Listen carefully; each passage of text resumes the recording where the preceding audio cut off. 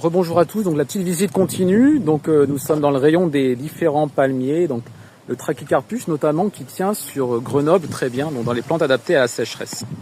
Ensuite nous arrivons sur l'olivier qu'on découvre, donc là avec la formation qui est en cours. Donc là c'est des oliviers plutôt tiges, mais ça peut être de l'olivier qui ne l'est pas forcément. Et on voit qu'à Grenoble maintenant il fait des fleurs et il produit des olives, ce qui n'était pas le cas il y a quelques dizaines d'années. Autre exemple, l'albizia. Voilà, Mimosa Constantinople, qui est aussi une plante adaptée au changement. Le lot également, donc tout ce qui est cycas, donc vous voyez là, plante de la préhistoire, donc qui est un peu sensible, par contre par rapport au changement climatique, notamment au gel.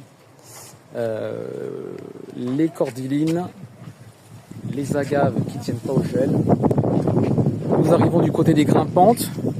Le faux jasmin, donc ça c'est très intéressant, ça ressemble à un jasmin, c'est la même odeur, sauf que c'est un jasmin qui résiste au gel. Donc en fait c'est quand même quelque chose de très important à prendre en compte à Grenoble.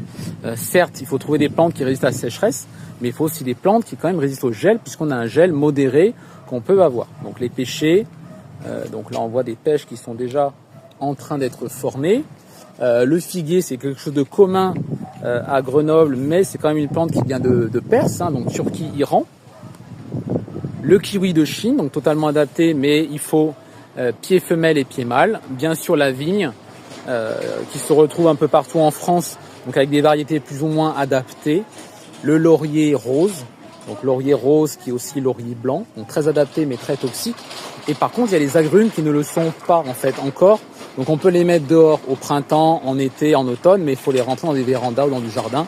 Donc voilà, tout ce qui est pamplemoussier, citronnier, mandarinier, etc. Donc ça, c'est une résistance qui est quand même très très moyenne. Voilà pour aujourd'hui, pour la formation qui s'achève à Botanique. Bonne soirée.